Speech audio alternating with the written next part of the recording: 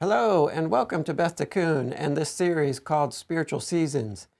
In this series, we are exploring the Torah portions in the light of the spiritual calendar, drawing out connections between each portion and the spiritual season of the year in which we read it. Today, we are in the double portion of Vayakhel and Pekudei, the final 6 chapters of Exodus, starting in chapter 35. So in recent teachings, we have been focusing on how the portions we are reading now in the month of Adar connect with and help to support our highest point of development in the whole year. The calendar will soon start over with Rosh Chodesh Nisan, the first month. Nisan begins next week on Wednesday night. So this final portion in Exodus is actually the last portion that is fully within this spiritual year. We've come to the end. And what a glorious double portion this is. In some years, it's read separately when it's a leap year. But when it's not a leap year, they're read together. So let's summarize the portion or the portions now. Vayakhel follows the interruption of the golden calf, right? All this is, God is giving these instructions to Moses, and it's interrupted by the golden calf and the aftermath and Moses interceding for Israel. And so the portion begins with Moses gathering the people together into a kahal, an assembly. He first reiterates to them the commandment to rest on the Sabbath. He then tells them what is needed for the construction of the tabernacle, what things they need to donate. 35:20 says, "Then all the congregation of the people of Israel departed from the presence of Moses, and they came, everyone whose heart stirred him, and everyone whose spirit moved him, and brought the Lord's contribution to be used for the tent of meeting, and for all its service, and for the holy garments." As they begin working, the people keep bringing more every morning until they have to be told to stop because they have more than enough. The work progresses under the leadership of Bezalel and Oholiav. Interestingly, the order of how the tabernacle is created is something like the reverse of the vision God gave Moses on the mountain. God begins with the furniture. It starts with the ark there on top of the mountain. And he goes on to the tent itself with all the curtains and such, and finishes with the repetition of the Sabbath. So in this portion, when the thing is actually being made, Moses begins with the commandment for the Sabbath. Then the people create the tent itself, including the curtains and the coverings and the clasps and the frames. And then lastly is the furniture, which again starts with the ark. So it's the reverse order. And so we'll talk about this idea again a bit later.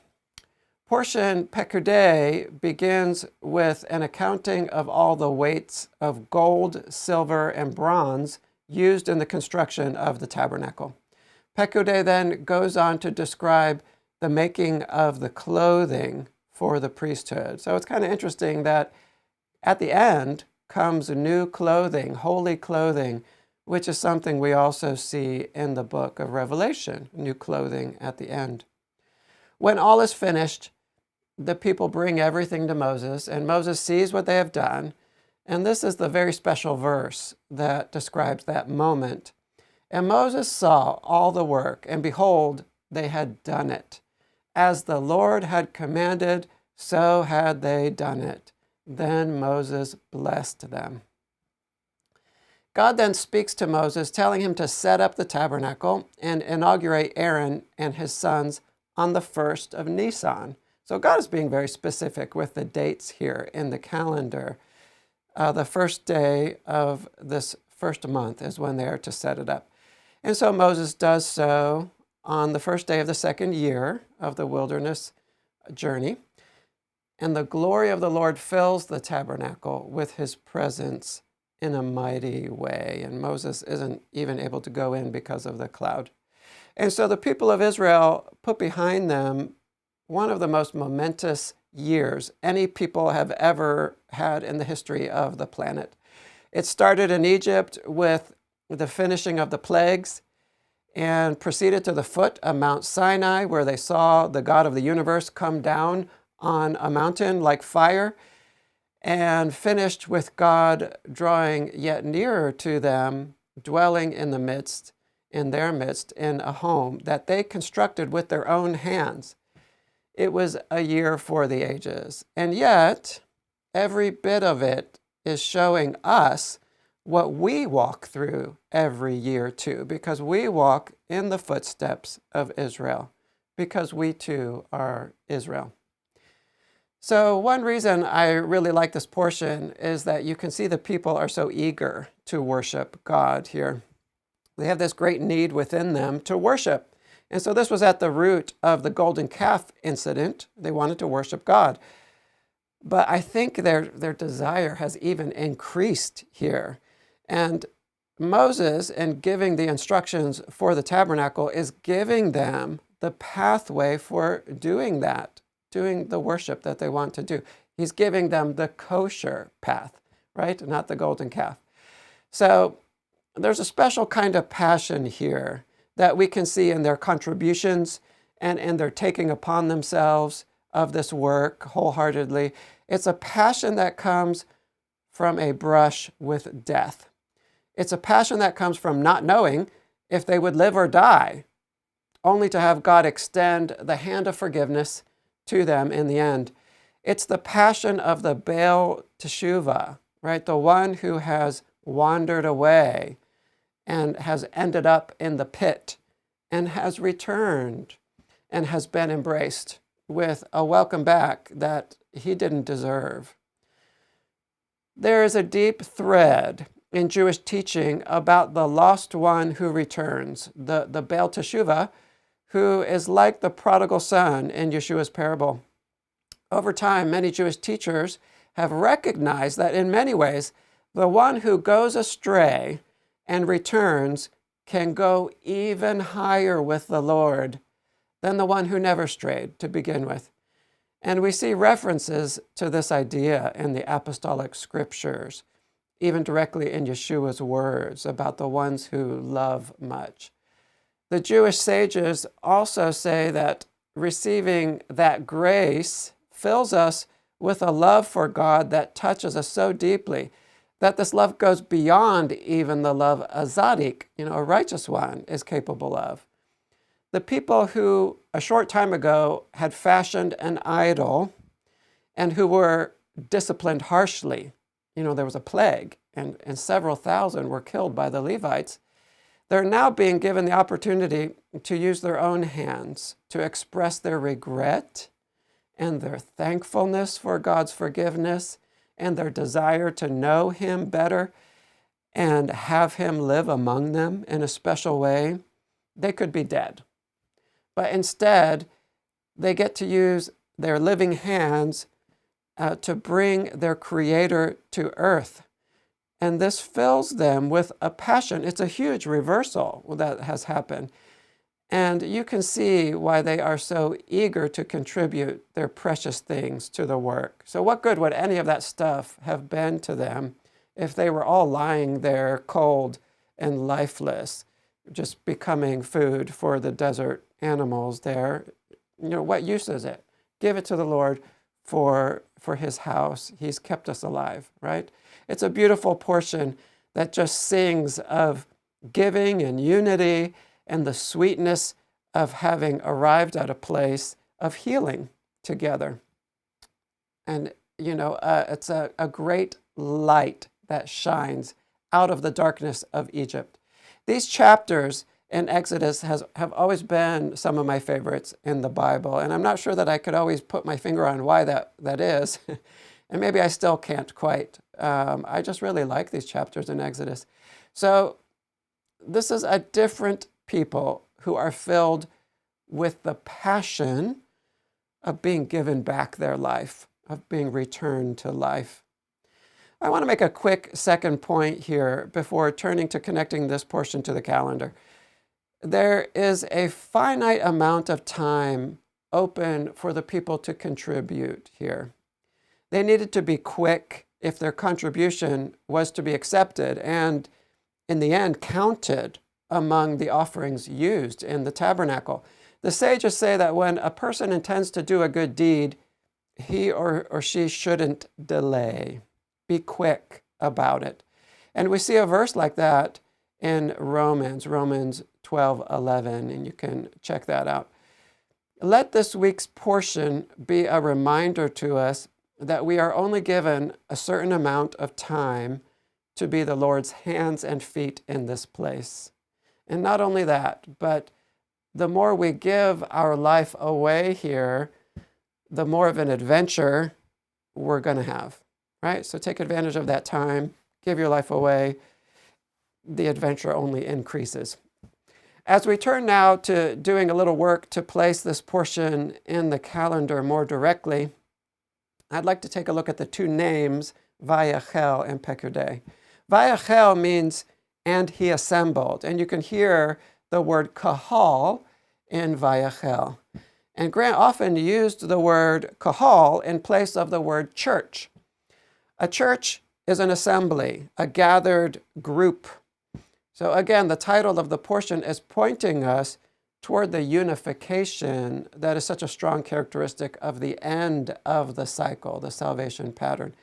We see here an echo of the last portion, kitisa, which means when you lift, talking about the census, when you lift the head to be counted as part of the body of Israel. We're seeing this unification, this coming together as a body that's happening at the end.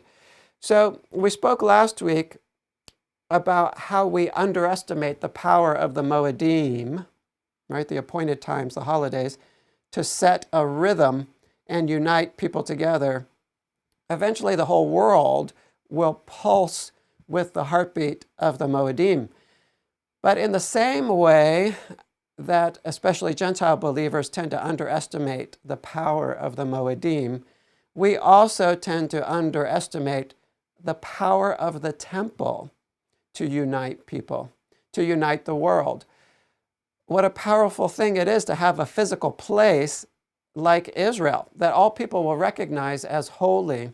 In the future, people from around the world will get off a plane at Ben Gurion Airport and be especially conscious that they are in a land that is set aside as none other is set aside. It's a holy land set aside. And even more, with their gifts in hand, these pilgrims will travel by train and by bus and by car, if we still have those at that time, to one place, Jerusalem. And as they crest some hill or other, they will catch their first glimpse of a fully restored temple gleaming on the Temple Mount, with smoke rising from the courtyard. And as they approach, they will be drawn together in that moment, drawn to the others who are sharing the moment with them, right? The other people around them, people from other cultures and languages, as they ascend the steps. And they will feel in the depths of their soul that they are in the Holy Land, among the holy people who speak the holy tongue. And now they are at the holiest place of all, where God has chosen to put his name. I mean, it's a beautiful image. It does the heart good to think about these future, what the future will look like. So let me just pause here to ask a seemingly unrelated question. What ended the Babylonian and Persian exile? Well, the land was given its rest, right? So it needed 70 years of rest to make up for the Sabbaths of the land that it wasn't given. But there's a central point around which the nation is gathered together, and what they are coalescing around is clear from the very beginning, before a single Jew sets foot on the way back to Jerusalem. Here's what it says at the beginning of Ezra. The Lord stirred up the spirit of Cyrus, king of Persia, so that he made a proclamation throughout all his kingdom and also put it in writing. Thus says Cyrus, king of Persia, the Lord, the God of heaven, has given me all the kingdoms of the earth, and he has charged me to build him a house at Jerusalem, which is in Judah. Whoever is among you of all his people, may his God be with him, and let him go up to Jerusalem, which is in Judah, and rebuild the house of the Lord, the God of Israel. He is the God who is in Jerusalem. And let each survivor, in whatever place he sojourns, be assisted by the men of his place with silver and gold, with goods, and with beasts, besides freewill offerings for the house of God that is in Jerusalem. So do you see how God is reuniting his dispersed people? It is through the rebuilding of the temple. And so it is that the Jewish people consider themselves to still be in exile, even to this day, even though the nation of Israel has been reconstituted in the land. Praise the Lord for that. They will not consider this millennia-long Roman exile to be over until they have rebuilt the temple. It has a critical role in uniting them. And so they think of themselves as still dispersed in a diaspora until the temple is rebuilt. So let me slip in a quick point here about including people who are a bit different among us. We're seeing a backlash now against the woke call to inclusion that is demanding everyone accept and approve of every kind of moral degeneracy. And so they use this word inclusion. Everybody has to be included. They use that word a lot. And as we push back against this madness, we need to be careful that we still make it a priority to welcome into our communities those dealing with mental and physical handicaps, right? We must not overreact against the word inclusion. Believers in particular should be marked by the compassion we show to the most vulnerable. So let's redouble our efforts to invite and welcome in these lovely souls, even as we fight against that word inclusion, right? Let's not throw the baby out with the bathwater. So let's continue moving forward now. As we continue making connections here to the calendar, there's a little something hidden in the very first sentence of the portion that I find to be beautiful and which teaches us about an aspect of maturity. We're talking about the end of the cycle and maturity. What is Moses gathering the people for in this portion? We know it's to build the tabernacle, but listen to the exact wording of the sentence. It says, Moses assembled all the congregation of the people of Israel and said to them, these are the words that the Lord has commanded you to do. These are the words, the devarim, that God has commanded you to do. So this phrasing takes us all the way back to the beginning, to Genesis 1, where God creates by his words, right? By his devarim. But it's different here because this moment is a higher state of development for the creation.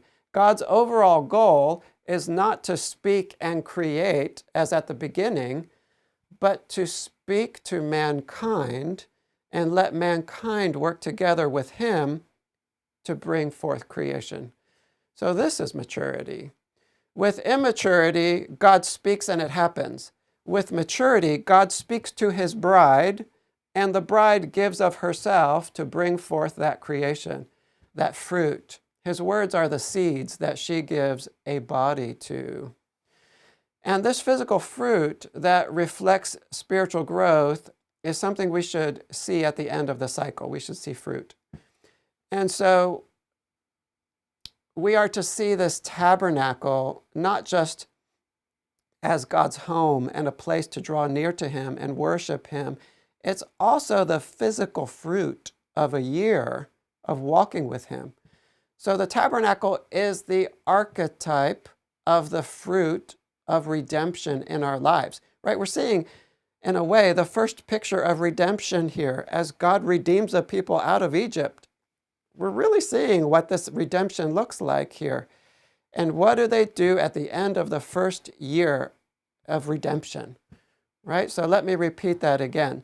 The tabernacle is the archetype of the fruit of redemption in our lives. So if you want to know what it looks like to produce good fruit, one important place to look is the tabernacle, and especially these portions here that end the book of Exodus and that end the cycle of months. At least this year, the two are ending very close together, Exodus and the spiritual year. And we need to be looking for tangible fruit in our lives as evidence that we are growing. So we need to be seeing physical fruit in our lives. Receiving the vision is one thing, but wholeness is found in the doing of the vision, exactly according to the vision.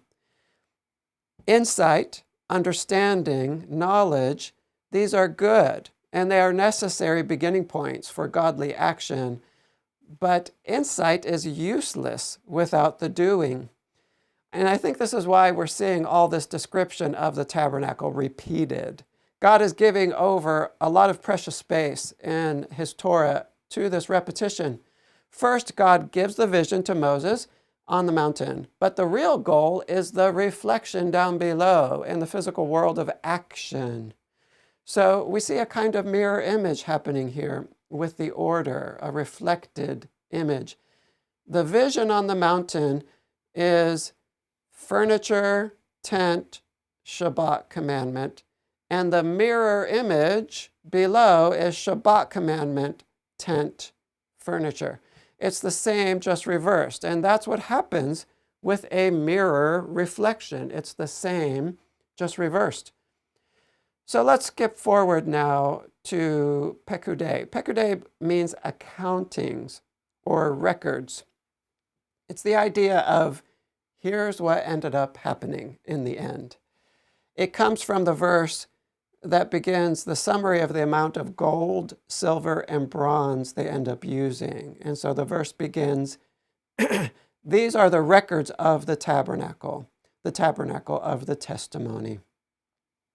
So on the one hand, there is a sense that this summary of metals that got used in the building, is exactly what we should expect at this point, according to the salvation pattern. But on the other hand, we need to be quite careful when counting anything, particularly people.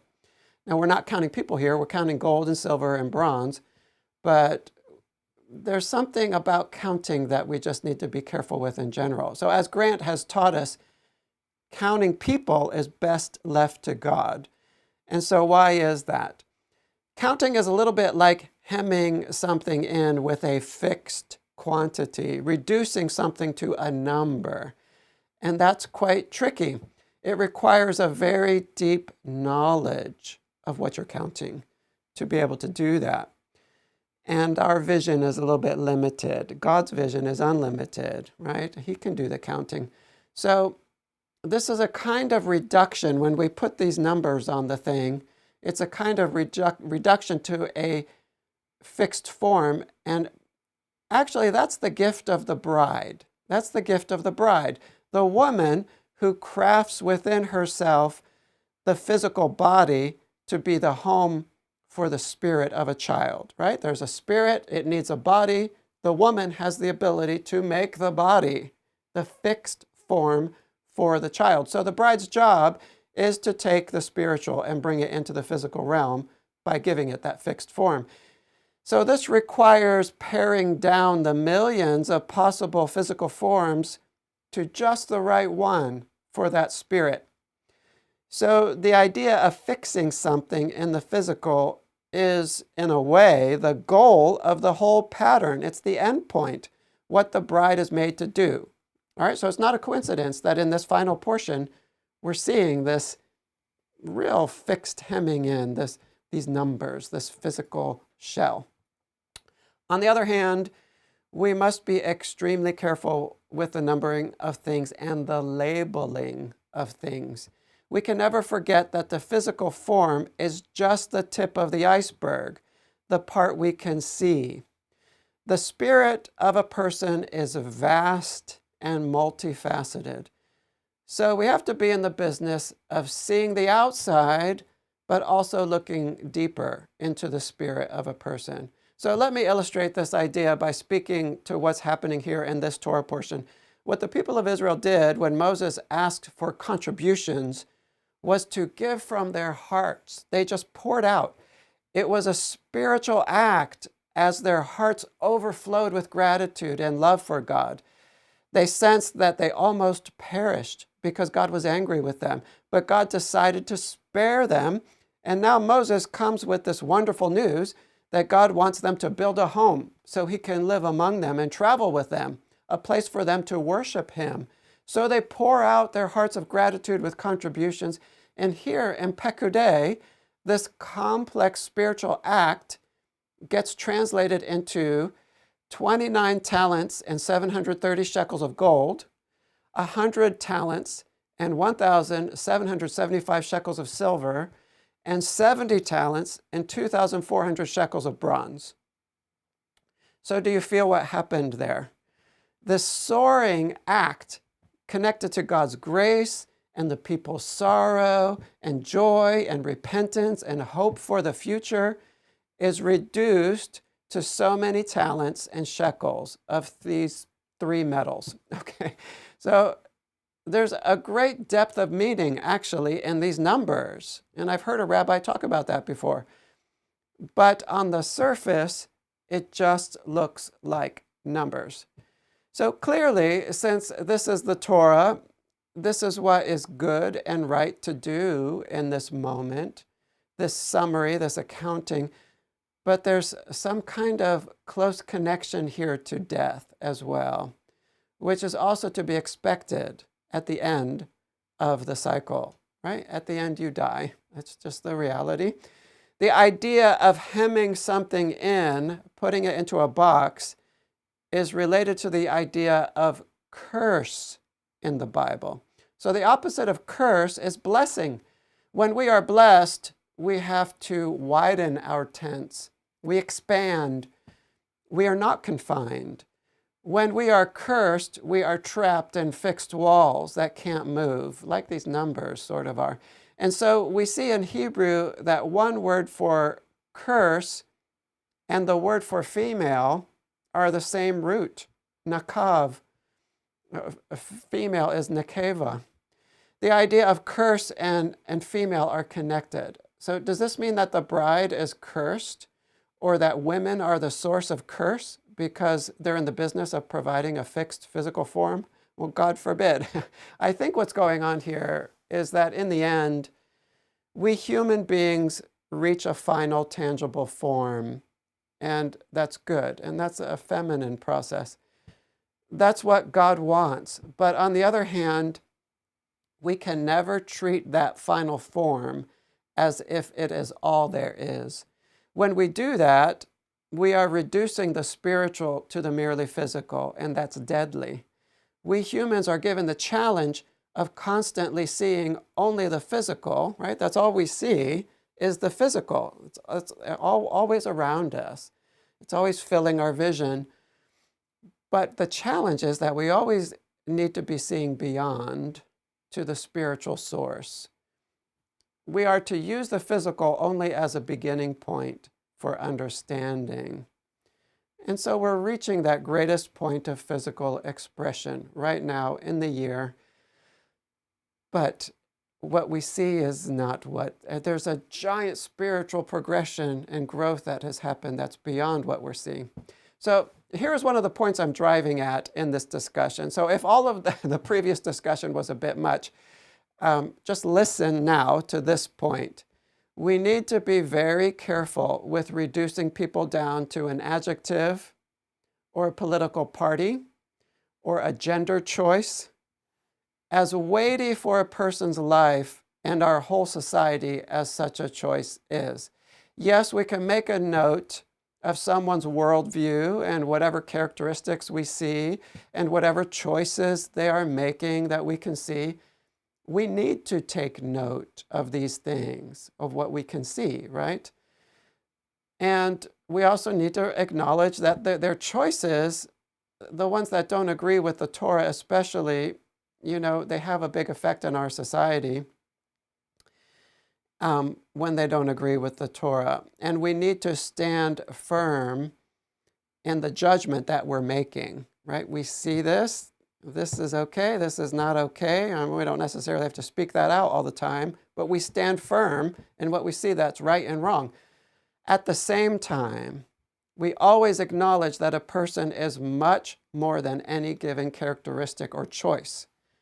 We lose the ability to communicate with someone when we reduce a human made in God's image to a stub, a few words, or a label in our minds.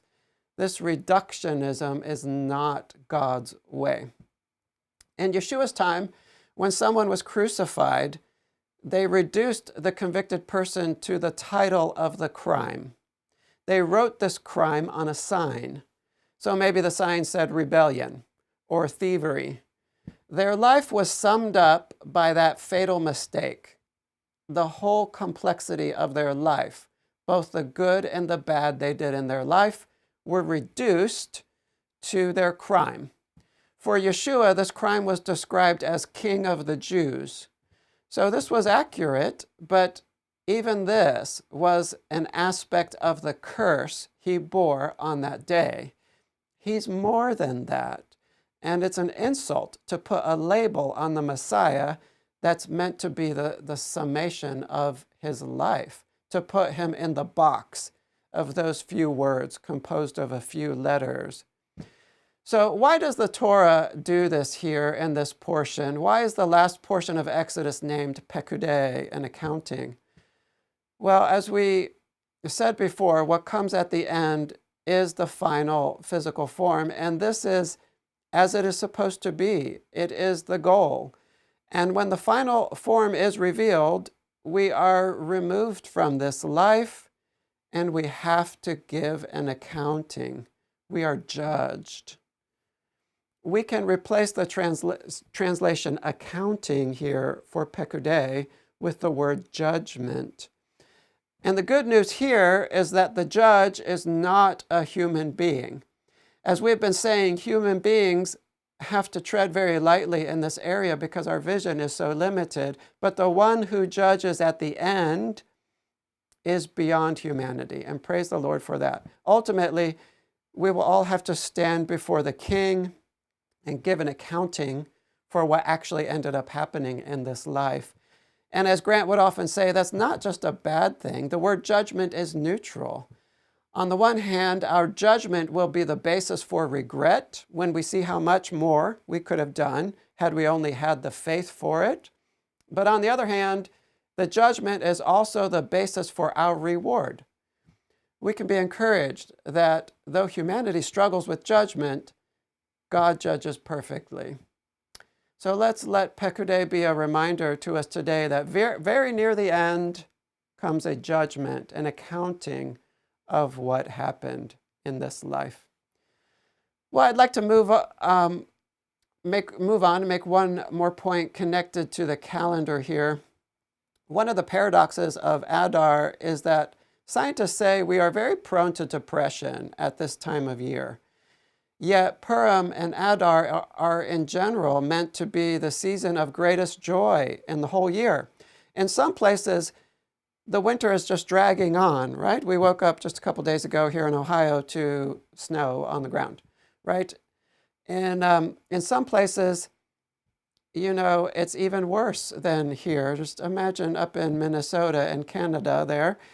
And we can just be exhausted.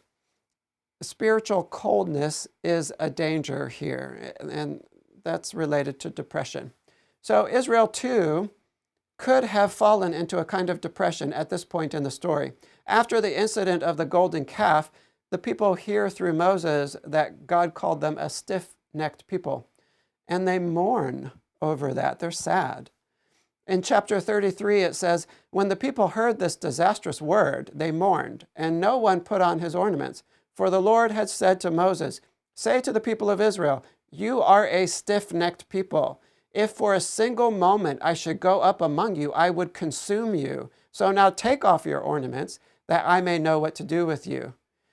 Therefore the people of Israel stripped themselves of their ornaments from Mount Horeb onward. So there's a heaviness that comes upon the people here that I don't think they completely shake off. It's something, it almost sounds like they don't put their jewelry back on for 40 years. But it's one thing to take a lesson as they do here. They take a lesson from this. I think they're taking off of the jewelry is their demonstration that they're taking a lesson here. But it's another thing to sink into depression. So Rabbi Akiva Tatz teaches that depression results when all the pathways before us seem to have closed down. All the time and energy and hope we had invested in a certain pathway, right? A marriage, a business, it suddenly came to nothing. And the path forward is obscure. And why should we even try again if the path can end so suddenly like that? And he makes the beautiful point that our bodily reaction to this lack of inner vision is to flood our eyes with water, right? Our body is meant to reflect what's going on in our spirit. There's a reflection going on. What happens inside is reflected outside. That's an important thing to remember in Joshua, and Joshua chapters 13 and 14. There's a reflection going on between the tribes and the land that they inherit. But anyway, Rabbi Tatz says that the way our body reflects depression is that we cry, that our organ of vision, which is our eyes, are flooded with water, which is the element of chaos and dissolution. So our inner vision is obscured, and so our outer vision is also obscured. And he says that what we must do eventually is get moving. And that is what Israel is doing here as they build the tabernacle. Even if we don't know where we are going, we start going anyway. Move anywhere, right? So where will they end up in this journey with God, in this journey in the wilderness? They can't see at this point, but they start doing anyway. He gives them the task of making a home for him, and this is a gift. He gives them a short-term goal. Create something intricate and beautiful with your hands. Work together to do it. In faith that you will live and not die, in faith that there are great blessings in store, in faith that healing will come. Start doing. Don't sit just because you don't know where to go or you're too afraid to choose another path. Go anyway. Start moving and ask where you're going later. And you just might find that God will step near to you as you start to move. So Rabbi Aaron Raskin tells the story of Rav Hanina Mendoza. This is a real person, apparently. He was once on the way to the Holy Temple, but he was a very poor man, and he sees how the Jews around him are bringing these beautiful fat cows and sheep for sacrifices, and he knows he can't do that. But he didn't just leave dejected. He went to the outskirts of town, Jerusalem, and found there a huge, beautiful white stone. And he thinks, this would be wonderful on the temple grounds. He doesn't think about how he'll get it there. He just starts carving it with decorations. And when he thinks it is complete and befitting for the Holy Temple, he looks around him for some porters to help transport the stone. He sees that a group of 5 porters, and he says, fellas, I need your help. What do you want? He says, I need your help to move this to the temple. And they say, sure, for 50 shekels, we'll do that. 50 shekels, you got to be out of your mind. What about 5 shekels? 5 shekels, no way. And they leave him standing next to the stone that he has put so much work into. A moment later, he turns around and he sees 5 men standing there. These are 5 different men. And he calls them over and explains the situations. Can I offer you 5 shekels for this? Oh yeah, we'll take 5 shekels. We'll schlep it over there for you to the temple, but you have to put at least 1 finger on the stone. So this is the story that Rav Hanina told. And so he says, sure. He puts his finger on the stone, and the next thing he knows, in the blink of an eye, he's standing in the middle of the Holy Temple. He turns around, to pay the men, and they had vanished. So he's standing there in the temple. He's standing where the Sanhedrin meets, and he goes to the Sanhedrin, and he tells them this story, and they decide that he was helped by angels, and this was recorded. So I'm not sure why I like that story so much, but one thing we can take from it today is that sitting down and doing nothing isn't an option. You know, the poor guy has no money. He can't buy a cow and he can't buy a sheep, but he doesn't let that depress him.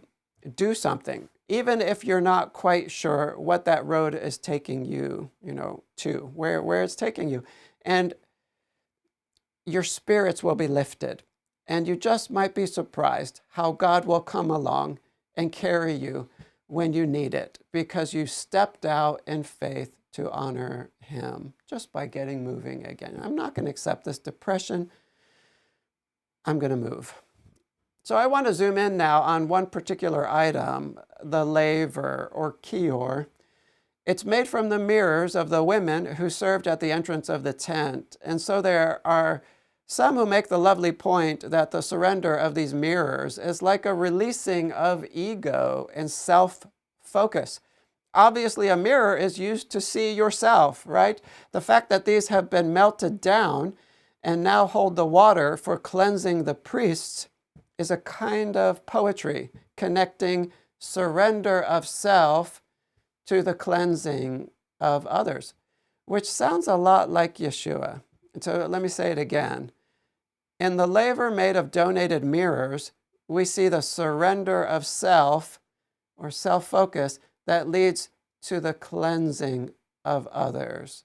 And what did Yeshua do on the cross? He surrendered himself, and that led to the cleansing of the world. So let me add one more point about this laver. There's something special about this vessel because the service of the priesthood begins here. It's the first stop. They must wash their hands and feet here before they go about doing other business in the Mishkan. So the laver has a special first quality to it, and firstness is like the seed that contains the rest. So the laver has something to teach us about the whole tabernacle, and it's made of mirrors.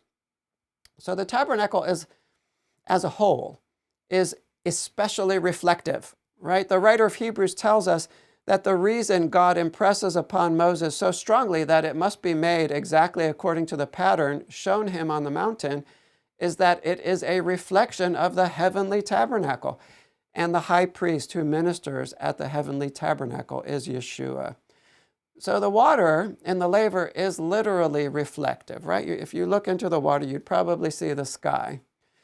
And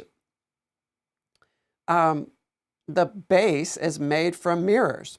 The whole of the tabernacle, right, which we can say that the laver represents in a way, the whole of the tabernacle is especially clearly reflecting the upper realm, the heavenly tabernacle. And of course, we know that we too are temples of God's Spirit. So the application here is that we too are to be reflecting the upper realm. We also must follow God's description of the true reality to the T. If God shows us that the true reality above is unity within a body, then what are we doing down here to accurately reflect that unity within a body? What are we doing? What are we doing about that? Let's be about the business of community and connection and self-sacrifice. That's how we become accurate mirrors. So the last point I want to make for these portions today comes from Rabbi Menachem Schneerson, the Lubavitcher Rebbe, again through Rabbi Raskin. So he brings down this bit of advice from Rabbi Schneerson. He gives some practical decorating advice, okay? So he requested that in order to bring the aura of the temple, right, the feeling of the temple into each home, in order to make each home into a miniature sanctuary, each home should have a prayer book, a book of the Torah, and a charity box. So these three are connected to prayer, Torah, and the fulfillment of the commandments, good deeds. And he said this is especially should be the case in children's rooms. From the moment that they are born, these three should decorate the room to bring in as early as possible the ethos of the temple, that they be surrounded with this scent of the temple. And more than decorations in the home, these should be used for prayer and for Torah study and for good deeds. I mean, they can be a children's siddur and a children's tzedakah box, and a children's, komish, or whatever they can first get into reading. But they can do the charity box right away, take their hand and put the coin in the charity box. So I thought that was an interesting, like a little practical application to how we make our homes in our rooms into little versions of the temple. Well, let's turn now to a view of Yeshua in the light of this conversation today and bring out another idea connected to the calendar in the end of the cycle. So we've been making some connections to Yeshua along the way, but I want to return to the names of this double portion, Vayakhel and Pekudei, meaning and he assembled and accountings. In Yeshua, we are first gathered together into a people like Vayakhel, a kahal, a church, an unlikely gathering from around the world. And we are given a period of time to contribute, to do our part in building his kahal. And then he returns, and there is an accounting, Pekudei. There's an accounting for what we did in this life. And who is the judge? Yeshua is the judge. Yeshua, having lived a human life, knows what it is like to be a human being. We don't always think of Yeshua as the judge, the one who oversees the accounting that comes at the end. But Yeshua is very clearly connected to this moment in Scripture. So let me just take a moment to read some of these verses that describe Yeshua as the judge, who oversees the accounting of what we did with the precious time we were given here. So from Acts 10, it says, they put him to death by hanging him on a tree, but God raised him on the third day, and he commanded us to preach to the people and to testify that he is the one appointed by God to be judge of the living and the dead. From Matthew 25, it says, when the Son of Man comes in his glory and all the angels with him, then he will sit on his glorious throne. Before him will be gathered all the nations, and he will separate people one from another, as a shepherd separates the sheep from the goats. And he will place the sheep on his right, but the goats on the left. And from John 5, it says, for as the Father raises the dead and gives them life, so also the Son gives life to whom he will. For the Father judges no one, but has given all judgment to the Son, that all may honor the Son, just as they honor the Father. So lastly here today, let's turn to Joshua chapters 13 and 14. We read in these chapters the first description of the territories east of the Jordan given to Reuben, Gad, and the half-tribe of Manasseh. In chapter 14, we also read the story of how faithful and wholehearted Caleb gets Joshua's blessing to go and take a special inheritance, the city of Hebron, and the land around the city. As we begin to see the territories being portioned out to the tribes, we should keep in mind that this whole process of dividing up the land is being divinely influenced.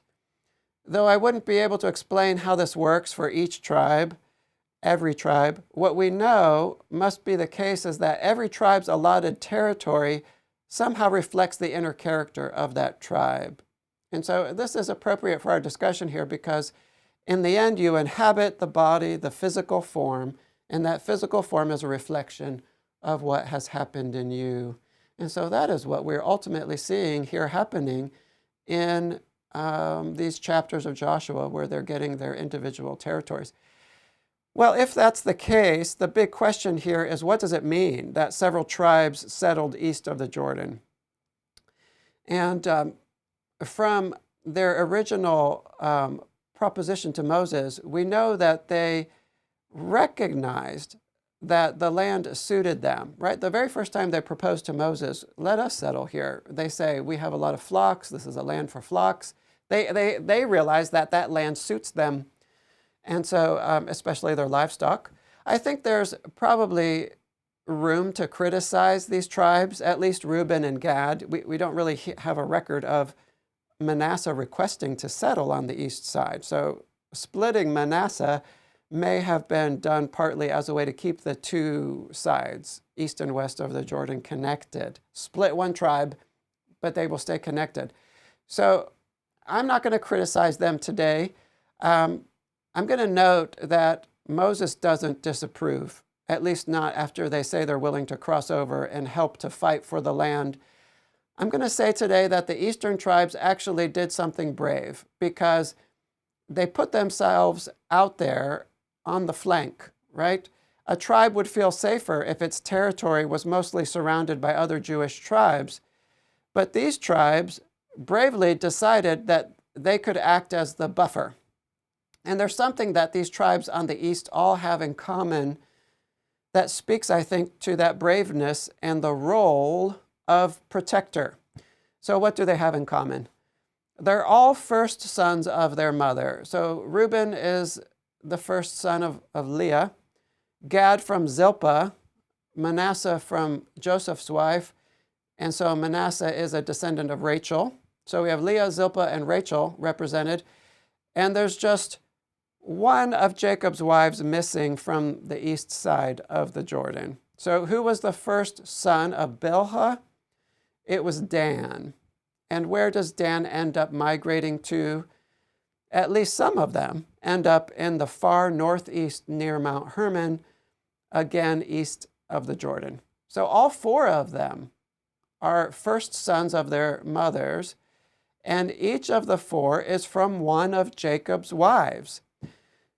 It seems like a little too much to be coincidence. So what does it mean? I think it means that God puts a little something extra in the soul of firstborns to protect the family, even if that means they endanger themselves, right? One of the roles of the firstborn is protect the family. And somehow those eastern lands were calling to these four because they were suited to them. And I'm sure there's much more going on there that I can't quite see right now. We can rest assured that no detail of Israel's history happens by accident or coincidence, but we can just build on these things that we notice. Somehow those tribes were drawn to that land, and that land is the appropriate reflection of them. Well, we'll leave it there for today. May God forge us into a deeply united people, a people that is quick to do good while we have the opportunity, a people that has one eye always looking to that time when we will give an accounting before the judge. And may He make us into the people that He wants us to be. And we say together at the end of a book of Torah, Chazak, Hazak, Vanit, Hazek, be strong, and let us be strengthened. Shalom.